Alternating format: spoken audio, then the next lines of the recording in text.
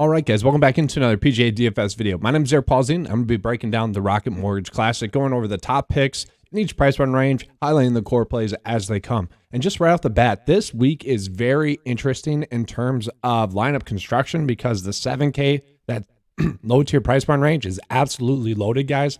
I'm pretty excited for kind of the roster construction that we can see this week. And it just makes the week overall very interesting. So yeah, let's just get right into it. I'll show you guys that as we go. So just starting right off the bat though, Patrick Cantlay, I do absolutely love as a play. Patrick Cantlay, obviously the top rated player in the 9 to 5 mile this week. And that just comes down to the fact that this guy has been some really strong recent form. He just continues to play extremely well. Yes, he doesn't have any course history, but he's a top 4 staffer in the field, best recent form in the field. Like, there's just really no reason not to play Patrick Cantlay this week. We can see just rattling off a bunch of great finishes. And even in weeks where people might not have seen him as a great play, he's really went out and produced. He's only had one bad start really over his last 10 starts, which was 6 events ago. And, you know, basically every event over his last 8 starts, besides that missed cut, have been top 15 or better finishes. I mean, he's going to be tough to pass up on. And really, he is just the ideal play here. You look at some of the previous winners, the Nate Lashley win was still one of the most fun wins. He was a Monday ad, but he was like an easy play to spot. Like, he was just checking all the boxes that week, and it's just like a strong, easy play that week. I think he was a core play that week. Bryson DeChambeau a couple of years ago. And then last year I was on Troy Merritt and Joaquin Niemann to win. And then Cameron Davis hits this lucky chip shot eagle in to eventually beat both Joaquin Niemann and Troy Merritt in a playoff, which to me was probably one of the most painful losses for an outright bet last year, to have, you know, 2 out of 3 players in a playoff and they don't win. That was painful to me. That's my long way of saying, like, I don't want to say it's easy to spot like the top plays, but I would say, you know, Patrick Cantlay is going to be one of those top plays. So yeah, I do like Patrick Cantlay this week. Tony Finau you could go back to if you want to. Will Zalatoris, you know, he is ranking out well. Didn't play well here last year, but, you know, 3rd best specialist in the field, 13th best staff. He's fine. Cameron Young, really just a strong play as well. Recent form has been a little bit too hit or miss, I guess. You know, 2nd place at the last major, and then just struggled for 3 weeks. But that could just been like a mental break, I guess, if you will, where you're grinding over these really strong events where you're in contention to win and you just haven't been able to do it. I could see that getting to someone mentally. And, you know, I would say that was more the cause for his missed cuts really than anything else, than capabilities, because he is the 3rd best staff in the field. We have seen him have that upside. Now, yes, he is priced up a lot, but like I said, guys, like, the low tier price run range is so loaded that, like, I have been kind of just ending up on him. So I kind of see Cameron Young in DFS as more of a shoulder shrug play. But if you're making like top 10 bets, I think he makes a lot of sense as a top 10 bet or even an outright bet. You could make him, you know, I think that'd be the route to go. Now, Max Homa, to me, he is going to be a core play to me. Max Homa, I just think, is such a strong play this week. He continues to play well. Sure, he struggled at the Open Championship. I literally think that is due to him playing with Tiger, okay? I think it was just a mental thing. Wasn't on his A game like he typically would be. He kind of just, I don't know, we see that a lot. We call it the Tiger effect. Like, we've seen that a lot. I don't think we have to worry about like his form too much. He still is in the 4th best recent form in the field. We get him priced down a little bit due to that miscut. He's made 2 cuts at this tournament. You know, he's the 2nd best staff in the field, 2nd best in the 9 to 5 model, 15th best staff. It really is just going to be a strong play. I think he is a great play. Cameron Davis is very interesting to me as well, because terrible course history, but he won. You know, that's where it gets interesting. And that's, you know, not a bad staff hit. Pretty good recent form, 5th best in the field. Specialist could be a little bit better. Doesn't really rank out too well in the 9 to 5 mile due to the fact that not the best specialist and not the best course history, although he is coming off of a victory here. That's, you know, that's an interesting thing. I do think he's priced up a little bit too much this week, but, you know, once again, he's more of a shoulder shrug play to me, just like Cameron Young, okay? And then we get into a very interesting kind of price point range. Now, Adam Scott at the Open Championship, I didn't mind because there wasn't that much risk anywhere on the course. Like, you're just not going to hit it into water. Like, he's had a blow-up hole cost him a bunch of tournaments this season. And, you know, that's not really a worry this week as well. So, you know, at 9.3, I do think Adam Scott makes a lot of sense. He should be a strong play. Keegan Bradley, I do like as well. Keegan Bradley was really ranking out well. If you look at his 2 missed cuts there, they're at tournaments that you really wouldn't expect him to make the cut. And he's one of the players that, if you take out those missed cuts, would be checking all the boxes coming into this week. Strong course history rank, strong recent form, and he's still top 10 in the field, even though he's missed 2 straight cuts. Ranks out third best in the mile, and that's because, strong stat rank play, really just strong in all of them. What are the key stats for this week? We're going to be looking at greens gained, okay? We're going to be looking at ball striking. We're going to be looking at birdie or better percentage and par 5 scoring. So those are kind of the top key stats that we have seen this week. Pretty much it's all about peppering the greens. You need to have greens and regulations. That's why we're looking at greens grain. And that's why it's no surprise that something like ball striking is popping up as well. We do see you need to be scoring more so than avoiding bogeys. Birdie or better percentage is what we're going to be looking at. And how do you score? Par 5 scoring was really popping as well. And Keegan Bradley really just coming in as a strong play in greens and regulation, ball striking, and birdie or better percentage. Could be a little bit better at scoring on par 5s, I guess. If he struggles, that would be the reason why. Then we get into that mid-tier price point range. Like Denny McCarthy, I'm perfectly fine with. Denny McCarthy has been playing some great golf. Course history rank could be a little bit better, but we can see over his last 4 starts, he's had 3 top 10 finishes. I mean, that is spectacular. If you want to bet him to possibly just top 20 or so, I think that might be the route to go. But in terms of like DFS play, I think he's fine. So he missed a cut last year, but 21st place finish in the opening of this tournament. So that's fine. Key stat could be a little bit better, I guess, if you will, but he has, been scoring a lot, and he has been scoring on par 5. So, overall, it's a quality play. Maverick McNeely, once again, I'm going to have him as a core play. Just coming in, checking all the boxes. He is someone that's going to be tough to avoid. We look at his last 4 starts now, 49th last week. Kind of a disappointment, just didn't have it all together. But besides that, 9th, 16th, 8th, that was all good stuff there from him. The 29th best staff in the field, that could be a little bit better. Only the 30th best specialist. Course history rank, though, that's what we like. 21st and 8th place finish. So that's good stuff there from him. Cameron Tringale was a big disappointment last week, but I do think, could be a strong bounce back spot for him. Obviously didn't have his egg going. Obviously not someone you're going to go crazy with, but, pretty strong course history. Recent form is okay. 14th, 30th, and 5th place finishes at this course. Like, that's okay. Adam had one I don't mind as well. We're getting a nice price discount from the last 2 weeks with him. 38th place finish last week. That's only okay, but miscut. And then, some quality golf prior to that. Overall ranked 16th in the 9 to 5 mile. Like, I think he's a strong play. And then Mark Hubbard. Mark Hubbard I struggle with because, like, at this price point, he's almost a core play. I think if he was a little bit cheaper, I'd be more intrigued to make him a core play. Ranks out 16th in the 9 to 5 mile, so he missed a cut here last year, and a 12th place finish the year before that. But we can see his recent form has been extremely solid. 4th, 3rd, 13th, 46th, 44th, 52, 32nd. Like, pretty good stuff there over his last 7 starts on the PGA Tour. Course history rank, 1 good start, 1 miscut. It is what it is. 28th best stat fit, at this price point, that's perfectly fine with me. 15th best in the 9 to 5 mile, like, just strong over there. I do see Chris Kirk as kind of a core play as well. So he's made 6 straight cuts in a row now, which obviously is spectacular. He's finished 12th and 21st at this tournament. We can see staff fit wise, 6th best staff fit in the field. Okay. I mean, that is spectacular. 1 second here. Still not like fully over the COVID. Just with like the throat. I don't know. It's weird. But staff it wise, 14th in greens gained.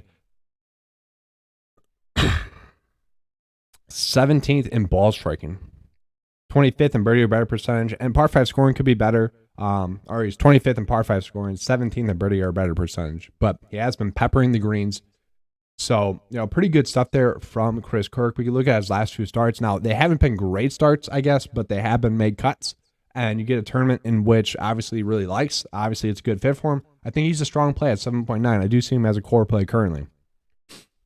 Scott Stallings is going to be a fine GPP play, but not someone you're going to go crazy with in cash or anything like that. Maybe someone you place an outright bet on. Troy Merritt, he's been playing okay. Doesn't rank out well in the 9 to 5 mile. Finished 2nd and 8th at this event the last 2 years. Missed a cut the year before. I think he's a fine play. I wish he would have had a much better upside finish last week. Brendan Steele's fine, but this is where we're getting into the interesting zone here. Like, Taylor Pendrith really ranking out well. Now, he's not the best at fit in the field. I guess that's going to be the worry with him. But 12th best recent form in the field, second best specialist in the field. Taylor Pendrith has just been playing some spectacular golf here, guys. 11th, 13th, 13th, 42nd, 25th, miscut, 49th, 16th. So over his last 8 starts, he's only had 1 miscut, and over his last 3 starts, his worst finish was 13th. I mean, Taylor Pendrith at 7.5, absolutely spectacular value there on DraftKings this week. I think that's going to be something I can't pass up on. And you guys kind of know what I do in DFS. It's like I tend to play a player until they let me down. That's what I'm going to be going with Taylor Pendrith this week, where we've been playing him the last 3 weeks. I'm going to continue to roster him the next few weeks. Chris Goddard, is he going to be cash or chalky again? I put a tweet out there like, was Chris Goddard the worst chalk that we've had this season? And personally, I didn't think so. I thought the random Aaron Wise chalk week, the really random Aaron Wise chalk week was the worst one, because that was just like, he was like the 60th best play in the 95 bottle, and he was chalked. That was weird. Where like Chris Goddard was at least like 20th. It made sense for him to be a play that people liked, but he was getting a lot of ownership to the point where it's like, okay, we don't need to be on him. And then like Brooks Koepka was the other one where I think he was like 8.9K or something like that, but he was like the highest owned player on the slate. It was strange. But you know, I'll be interested to see if Goddard is going to be high owned this week as well. Ryan Palmer kind of checking some boxes here. That's kind of strange to me that he's popping. Jonathan Vegas, I think he's a fine play. Look at something like Mackenzie Hughes. Like, we can see all these golfers are ranking out as golfers that should make the cut. Mackenzie Hughes, Nick Hardy. We look at Adam Svensson. Adam Svensson, I like a decent amount as a play. Joel Damon, you know, he's been playing some okay golf recently. But we go lower. We go to like Wyndham Clark. Wyndham Clark, I absolutely love as a play. One, he should be super safe. He's made the cut in his last 4 starts on tour in like higher caliber field events where, you know, I don't want to say he didn't have any like business being in making the cut, but he had been like a value, and he's still pretty cheap for a golfer that has been playing pretty well. Finished 17th at this event in its first year, but you can see like the starts haven't been elite, but he's the 7th best stat fit, has the 6th best course history. Now it's with 1 start, 23rd best recent form. So we can get a golfer in like 23rd best recent form in the field at 7.2. Like, he is just a strong play. We look at the key stats: 28th in greens gained, 21st in ball striking, 28th in birdie to better percentage, and 13th in par 5 scoring. Like, he is just going to be someone that I can't really pass up on. Let me get into Taryn. Taryn has been a golfer that, you know, I've been on a decent amount as of recent. He was someone that made my outright betting card. I think when I think he missed the cut that week, but you know, he's been someone that's been on my radar as someone that can pop. Really, it's all about him not having that bad round. So he had his bad round in round 3. He just needs to put together 4 straight solid rounds. And like, it really won't be shocking to see someone like him win this week. Like, he is very much a GPP risky play. He's someone that makes more sense as an outright bet, possibly someone you could bet to top 10. Like, he's just a little bit too much of a roller coaster ride with his game round to round. Like, he's not guaranteed to make the cut. But at this price point, 7.1, to get a golfer that could give you a top 10 finish, that is highly intriguing to me, and it should be to you guys as well. We keep going lower here. You know, Grayson Sig's been playing better. Doesn't rank out too well in the 9-to-5 model.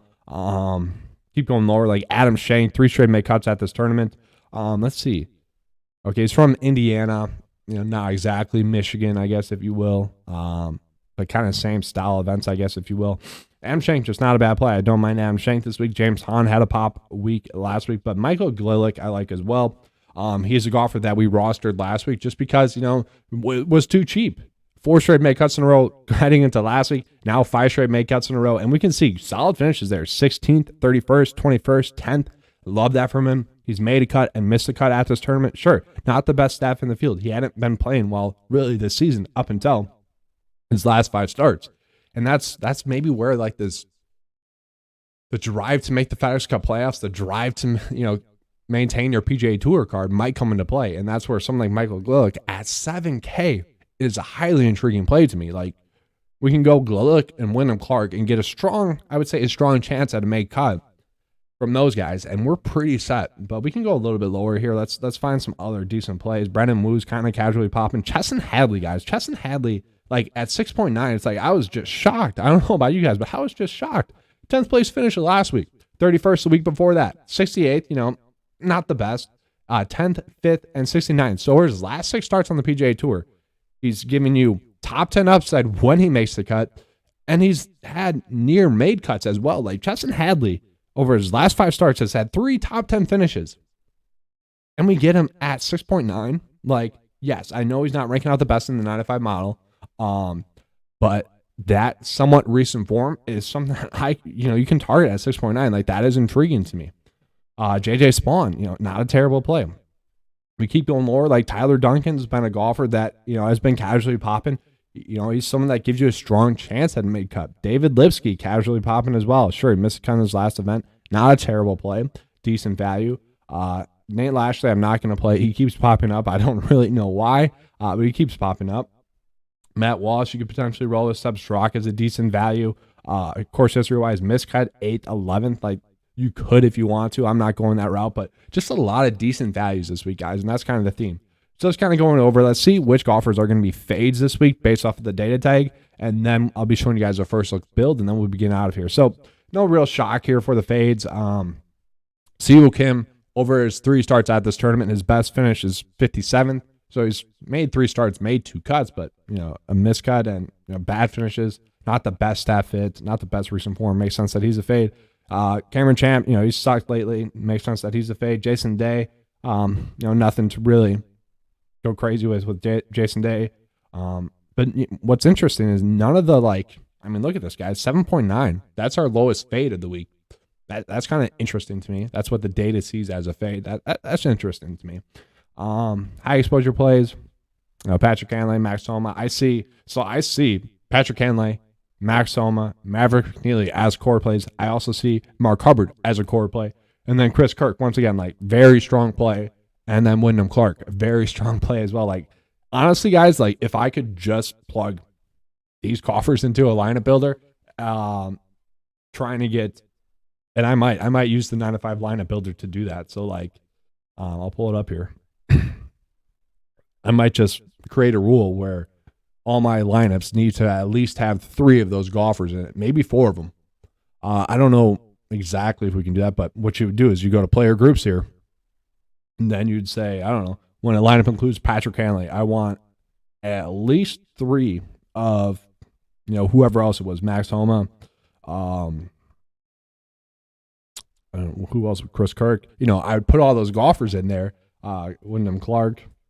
I put all those golfers in there, and I think I might actually do that this week, where we're trying to really raise our ceiling, but also maybe put out a strong GPP. I think that might be the route to go. I really like that idea. Damn, I'm going to do that this week. All right, but real quick, we're going to show you guys a first look build, and then we're going to be getting out of here.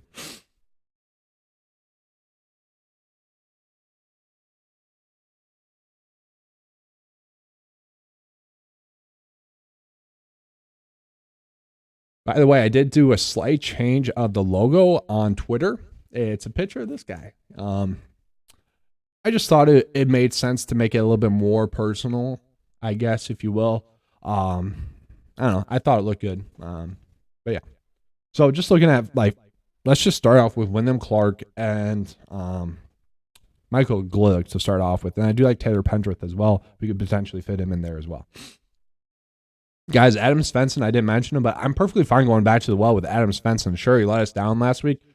Just could not keep the ball in play. He made a bunch of birdies. So really, if he stops making those bogeys, and this is a little bit easier course to avoid those bogeys, I think he's a strong play. I think he makes a lot of sense. 22nd best stat fit. Yeah, that recent form is going to knock him a little bit, but still a strong play at this price point. I still like him a lot. You could easily roll with him. But yeah, looking at it, Wyndham Clark, I love. Let's go to Glick. Love him as a play. So then, sure, let's say you want to go Mark Hubbard, you can. And I think Mark Hubbard really just withdrew last week because he had played a lot of events in a row, and he had been in contention in a lot of events in a row to the point where, he just had to take a break. And, I'm perfectly fine with that. Denny McCarthy, I don't love putting him in there. You could if you want, but obviously Maverick McNeely we're putting in there. So strong so far. Let's see if we can fit Max Homa. We can. And then can we fit Patrick Cantlay? We're obviously a little bit over there, so we can't fit Patrick Cantlay in there. Let's see which golfer we can fit in there. Well, we could fit Denny McCarthy in there, I think. Yep. So pretty strong build here. Pretty good start to the week.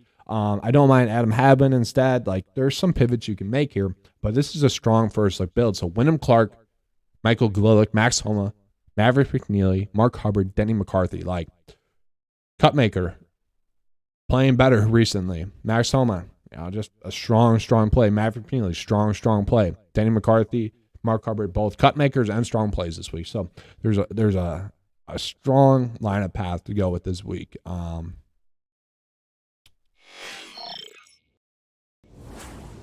But yeah, that's all I have for you guys for this video. If you guys enjoyed it, please give me a like and subscribe. I do appreciate that. Yeah, we definitely need some more subscribers coming. It's tailed off. I don't, like at the start of the year, about 70 per month. And that's because I don't beg for the like or the subscribe at all. You guys know that. I just like to get straight to the point. Yeah, I'm in this for you. I'm not really in this for me as much, but I just kind of wanted to throw that out there. But also, guys, $10 a month for the 9 to 5 membership. Best value in PGA DFS. You really can't beat that. Even last week. Last week was not like the best week for me as like a handicapper, but obviously Tony Finau was a strong play. Top 5 in the player pool is what I ended up on him as. Just kind of a little bit priced up to the point where I didn't love it. But last week, a week where, handicapping wise, I was with the field. Wasn't below the field. And that's kind of the thing. It's like most weeks you're going to be gaining an edge with my handicapping, but there's also the data that comes into play. Like Sanjay M, first round leader bet we had a strong first round lead as well. You're not going to lose that edge with 9 to 5. And that's kind of the thing. It's either you're going to gauge a small edge, you're going to be with the field, or you're going to gain a huge edge. I would say a huge edge comes about every, 5 events or so. So, if you guys want to join at $10 a month, best value in PGA DFS. But that's all I have for you guys. Let's have a good week this week. And as always, let's keep cashing.